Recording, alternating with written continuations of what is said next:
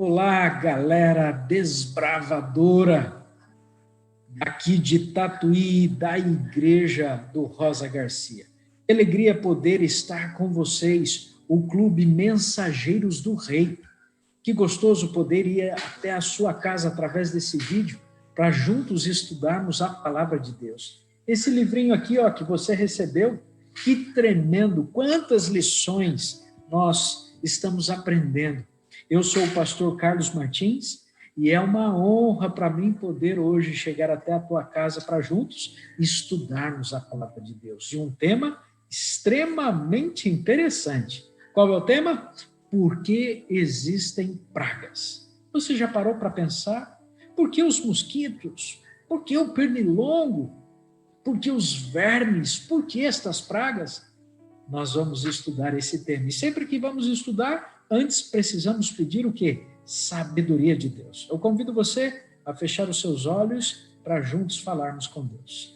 Pai querido, queremos pedir uma bênção muito especial sobre cada um de nós, cada desbravador que nos acompanha, cada casa, cada lar onde este desbravador, este nosso amigo está acompanhando esse vídeo. Que bênçãos do Senhor sejam derramadas sobre a vida deles, sobre o nosso estudo. Perdoa os nossos pecados, em nome de Jesus. Amém. É isso, queridos. E sempre que a gente vai estudar, nós precisamos de uma ferramenta muito especial. Então, se você ainda não pegou a sua Bíblia, esse é o momento. Pega a sua Bíblia, pega o seu livrinho. Eu vou compartilhar aqui este livro na nossa tela para facilitar ainda mais a nossa compreensão. Olha aqui, esse é o livrinho, mas você pode dar um pause nesse vídeo, já que é um vídeo, pega o seu livrinho, pega a sua Bíblia, para acompanhar a riqueza desse conteúdo. Como eu mencionei, o tema de hoje é por que existem pragas. E aqui traz uma história em quadrinhos. 2 desbravadores se acampando. Olha o que é dito. Enquanto brincavam à beira do rio, os desbravadores eram importunados por pequenos monstros. Que monstros eram esses? Olha só o que a desbravadora diz. Ah, odeio estes mosquitos. Por que Deus criou estas pragas? Esta será a resposta para esta pergunta, o estudo de hoje. Por que Deus criou estas pragas? Será que Deus que criou estas pragas? Que pragas são estas? A historinha ainda diz parasitas, piolhos, carrapatos, vermes. Que nojo! Seres malignos para perturbar nosso acampamento. E é interessante que depois o garotinho aponta para a perna dela e diz, uma sanguessuga na sua perna. E você vê os olhos dela estatelados e daqui a pouco ela cai desmaiada. E qual a conclusão do desbravador? O garotinho diz assim, desbravadora de apartamento. Não aguentou. Todos precisamos entender que Deus criou todos os seres vivos. Olha o detalhe. Todos os seres vivos, mas não criou todos como os conhecemos quando? Após o pecado. Eu preciso entender que Deus criou tudo perfeito. Mas, infelizmente, o pecado entrou nesse mundo. E junto deles, estas pragas. Eu quero continuar com você. Os parasitas, olha o que é dito a respeito deles. Todo organismo vivo que vive às custas do outro, sem beneficiá-lo, é considerado o quê? Um parasita. Pode ser mosquitos, piolhos, pulgas, plantas que sufocam outras plantas e vermes dos mais diversos. Então, porque um Deus de amor criou criaturas inúteis que só servem para prejuízos e doenças? Para que eu possa entender um pouquinho disso, galerinha, eu preciso entender a origem do mal. Você sabe a respeito do mistério da iniquidade? Quando tudo era perfeito, o coração de Satanás se corrompeu, do diabo. E você sabe que o mal se deu através deste ser. Olha, um pouquinho a respeito da origem do mal. Expulso do céu, Satanás se disfarçou em uma serpente. e enganou nossos inocentes pais, Adão e Eva. Ele apresentou ideias que nos colocaram em rebelião contra Deus e, já que Adão e Eva eram os donos desse planeta, a rebelião passou a todos os seres vivos desse planeta. Você já ouviu a respeito disso? Adão e Eva foram criados perfeitos e receberam de presente um jardim perfeito do Éden. Um jardim prazeroso de se viver, até porque o nome em Éden diz respeito a isso, a prazer, a alegria. Você percebeu que Satanás se disfarçou como uma serpente, enganou Adão e Eva, dizendo que se eles comessem do fruto seriam como Deus. Na realidade, Satanás implantou no coração do homem e da mulher aquilo que ele queria: ser igual a Deus, ser melhor do que Deus. E ambos caíram nessa tragédia. E então o pecado entrou e se alastrou pelo mundo. Você conhece também a história do povo de Israel quando se tornou cativo dos egípcios. E ali então caíram o quê? As 10 pragas. As pragas foram consequências da entrada do pecado, e agora uma nação, o Egito, não permitia que o povo de Deus saísse de lá. Então Deus envia as 10 pragas. Falando em pragas, é importante você saber quais são elas. Você, como desbravador, precisaria memorizar essas 10 pragas, porque isso vai ajudar você a cumprir um requisito da classe de amigo. E para facilitar a tua vida, olha só, eu trouxe as 10 aqui. Você pode dar um pausa depois no vídeo para você decorar quais são as 10 pragas que caíram no Egito, consequência do pecado. Tendo isso em mente, nós vamos para a primeira pergunta. Como Jesus explicou a origem do mal? Como ele explicou a respeito disso? E o texto que ele vai nos ajudar a responder esta pergunta está em Mateus, capítulo 13, versículos 24 e 25. Se você está com a sua Bíblia, você pode abrir. Para ganhar tempo, eu já vou colocar aqui na tela. Lembrando que você tem um mecanismo de dar o pause, abrir o texto, e isso é muito, muito importante para você aprender a manusear bem a palavra de Deus e ter agilidade para encontrar os textos cada vez mais, ok? Eu vou estar colocando, projetando na tela, mas é importante que você pause o vídeo, ache o texto e acompanhe comigo, tá bom? Então, o texto de Mateus diz assim: outra parábola lhe propôs, dizendo: os céus, dizendo o seguinte: o reino dos céus é semelhante a um homem que semeou boa semente no seu campo. Olha só, falando sobre o reino dos céus, a parábola que Jesus utiliza é de que o reino dos céus é semelhante a um homem que semeou no seu campo que boa semente. É uma analogia a quem? A pessoa de Deus. Deus criou tudo perfeito, lançou boa semente. Mas continua o texto. Mas enquanto os homens dormiam, veio o inimigo. Quem é o inimigo? Satanás, o diabo, a serpente. Veio o inimigo dele e semeou o quê? O joio no meio do trigo e retirou-se. Satanás lança o pecado, as pragas, tudo que é de ruim, veio através do pecado, veio através de Satanás. Ele que foi o causador de tudo isso. Vamos assim então responder como Jesus explicou a origem do mal. Baseado nesse texto que acabamos de ler, Jesus explicou a origem do mal.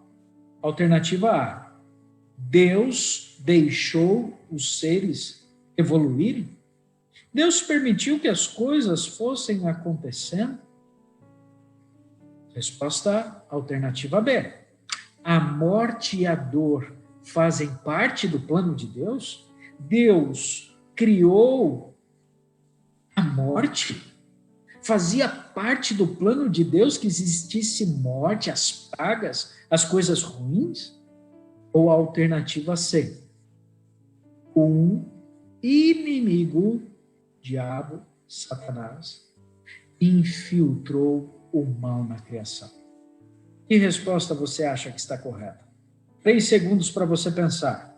1, 2, 3. Resposta certa? O inimigo que infiltrou o mal na criação. Pergunta 2. Como a terra e a natureza sofreram os efeitos do pecado? Como elas sofreram? Texto, Gênesis 3, 16 ao 19. Vamos ler? E a mulher disse. Quem disse? Jesus. Deus disse. E a mulher, Deus disse: multiplicarei sobremodo os sofrimentos da tua gravidez, em meio de dores darás à luz filhos. O teu desejo será para o teu marido, e ele te governará. E Adão disse: visto que atendeste à voz de tua mulher e comeste, desobedeceste, comeste da árvore que eu te ordenara, não comesses, maldita é a terra por tua causa. Em fadigas obterás dela o sustento durante os dias de tua vida.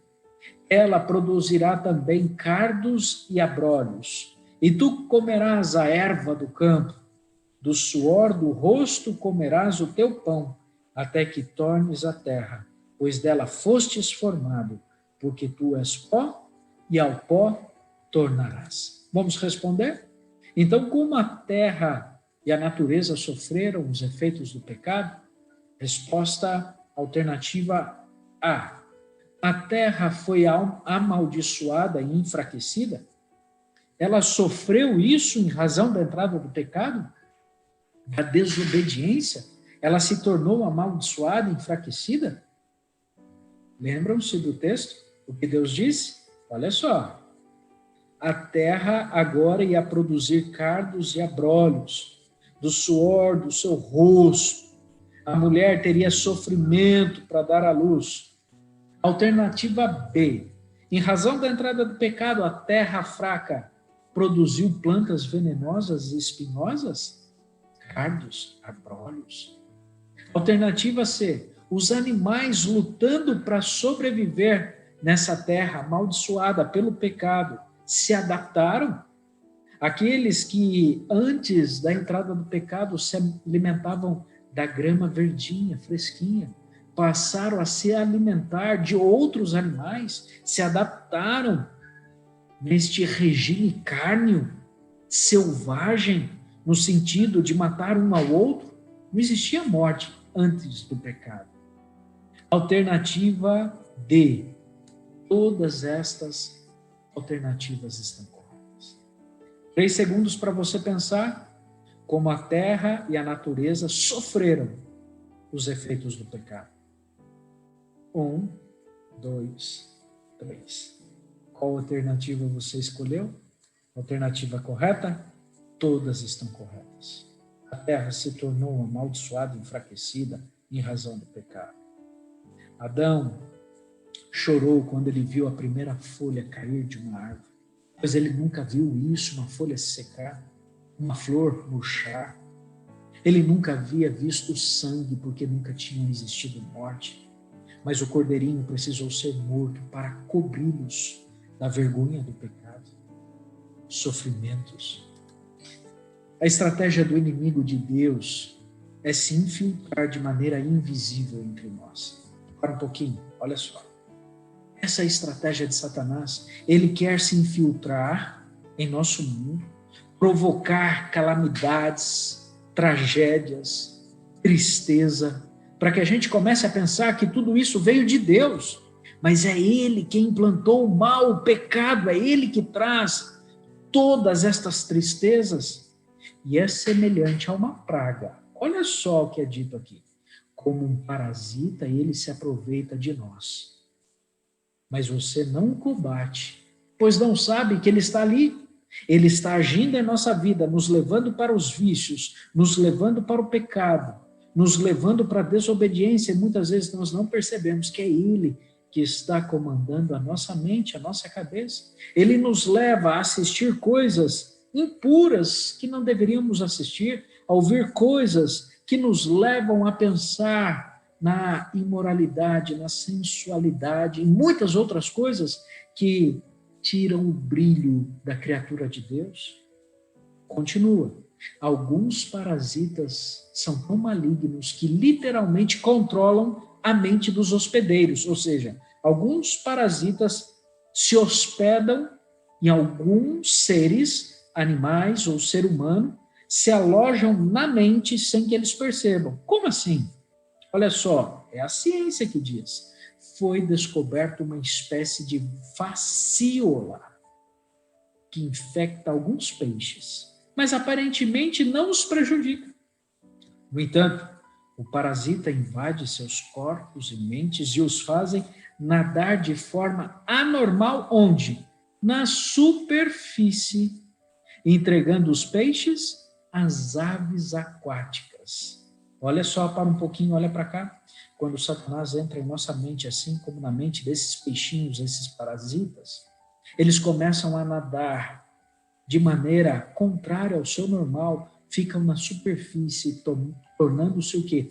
Presas fáceis dessas aves. Quando a gente permite Satanás entrar em nossa mente, com aquilo que a gente come, com aquilo que a gente ouve, com aquilo que a gente assiste, com um tipo, às vezes, de conversa, nos tornando presas fáceis de Satanás, de agir como Satanás quer que a gente haja na vida. Isso vai nos trazer o quê? Sofrimento, dor. E depois, muitas vezes, queremos culpar a Deus. Por que Deus? Temos que tomar muito cuidado. Olha o texto, continua dizendo: as aves aquáticas que ao comerem levam o parasita para onde ele deseja, na barriga da ave, onde ele se reproduzirá e infestará aquela ave. Mesmo a água aparentemente pura, pode estar contaminada com parasitas. Eu trouxe aqui um exemplo desse parasita, a fasciola. Olha só, ela começa com um embriãozinho, esse embrião que é comido pelo peixe, e como fez menção, a ave come. Por quê? Porque ele se instala em sua mente, nada na superfície, a ave come, no seu sistema digestório, ela cresce ainda mais e produz mais ovos, ou seja, mais destes vermes. Quando a ave defeca, as suas fezes faz com que o ciclo aconteça novamente. E o peixe infectado, se for comido por um ser humano, de maneira que este peixe esteja cru, pode acontecer a mesma coisa, se alojar. E é isso que Satanás tem feito, tentado se alojar em nós. A água pode parecer pura, mas pode estar cheia de bactérias, micróbios, de vermes. Por isso eu preciso da água pura. Que água é a pura? Na realidade, queridos, aqui seria um bate-papo, mas já que é um vídeo, não tem como a gente bater esse papo. Mas nós temos aqui o texto de João, capítulo 4, onde Jesus, ele conversa com uma mulher samaritana. Ele explica que dele, Cristo Jesus, se tira a verdadeira e pura água. Água esta que a Bíblia traz como um Espírito Santo, que entra em nossa vida e governa a nossa mente para fazer o quê? Para fazer o bem. Por isso, a fonte de água da vida é Cristo. Cristo que jorra da água, da ação do Espírito Santo em nossa vida. E como desbravadores, se você ainda não cumpriu esse requisito, você deve entender as 3 maneiras onde nós podemos purificar uma água. E precisamos, portanto, permitir que esse processo de purificação faça parte da nossa vida. Filtrar o que eu tenho visto, ouvido, as amizades. Muitas vezes preciso filtrar, porque muitas amizades me levam para o mal, para as coisas ruins, para a desobediência aos pais, do que aquilo que é a vontade de Deus, ou que vai fazer bem para nós. Eu preciso entender que em meio às lutas e dificuldades, no calor da provação, Deus quer nos ajudar. É o momento de lapidar a nossa vida, tirar, queimar, alterizar o pecado da nossa vida. e eu preciso fazer esse tratamento químico que só acontece pelo poder de Deus. Como Jesus ensinou a derrotar o diabo? E a resposta, Mateus capítulo 4, versículo 10. Lembre-se, você está assistindo um vídeo, dá um pause, abra na sua Bíblia para você ler na sua Bíblia e para você também aprender a manusear, saber onde estão os livros, os capítulos, os versículos, ok? O que diz Mateus 4, versículo 10? Então Jesus lhe ordenou: retira-te, Satanás, porque está escrito: ao Senhor teu Deus adorarás e só a Ele darás culto. Olha a resposta de Jesus. Como derrotar o diabo? Como ele derrotou o diabo? Esse texto diz respeito ao momento que Jesus está no deserto, enfrentando as tentações, onde Satanás o tenta de todo modo. Jesus nos ensina a única maneira de derrotar Satanás. E a única maneira é a Bíblia, é a palavra de Deus. É o que está escrito nela. Quero ajudar você, portanto, a responder no seu livrinho. Jesus respondia com dizendo está... 3 segundos para pensar, hein? 1, 2, 3.